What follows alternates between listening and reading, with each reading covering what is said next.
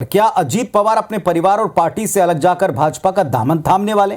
क्या पवार पार्टी को तोड़ेंगे? एनसीपी में पावर गेम चरम पर है। इस पर एक रिपोर्ट देखिए, फिर डिकोड करते हैं।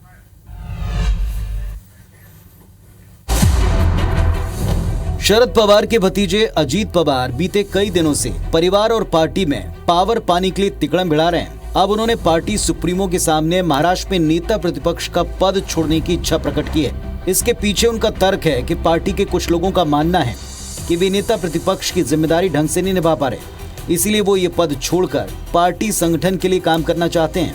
जाहिर है, इस मूव ने पार्टी की मुसीबतें बढ़ा दी। इस पर रिएक्शन में पार्टी सुप्रीमो शरद पवार की बेटी कार्यकारी अध्यक्ष सांसद सुप्रिया सुले ने कहा कि दादा यानी अजीत पवार की सभी इच्छाएं पूरी हों। संगठन में मौका दिया जाए या नहीं, ये फैसला तो संगठन करेगा, पर अच्छी बात है कि वो पार्टी के लिए काम करना चाहते हैं। बताया जाता है कि अजीत पवार का ये कदम एक बार फिर पार्टी को मुश्किल में डाल सकता है। उनकी नाराजगी पार्टी के भीतर उन्हें खुलकर न मिल रहे सपोर्ट की वजह से। हालांकि पूछे जाने पर अजीत पवार बार बार किसी भी तरह की नाराजगी से इनकार करते हैं।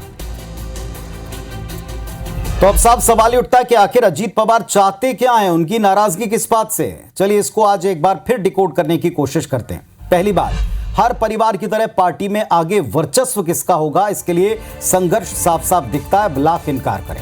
दूसरी बात, मई में खुद शरद पवार के पार्टी अध्यक्ष पद छोड़ने और फिर कार्यकर्ताओं के रिएक्शन के बाद पार्टी संभालने के लिए पुनः पार्टी को ज्वाइन करने और संभालते रहने, इन सारे कदमों ने अजीत पवार को स्ट्रांग मैसेज दे दिया कि पार्टी में भले शरद पवार उम्र दराज हो गए हों, लेकिन अब भी प्रभावशाली और फुल पावर तो वही रखते। पार्टी की कमान उनके रहते अजीत पवार को सौंपी जाएगी, ऐसा मुमकिन नहीं दिखता।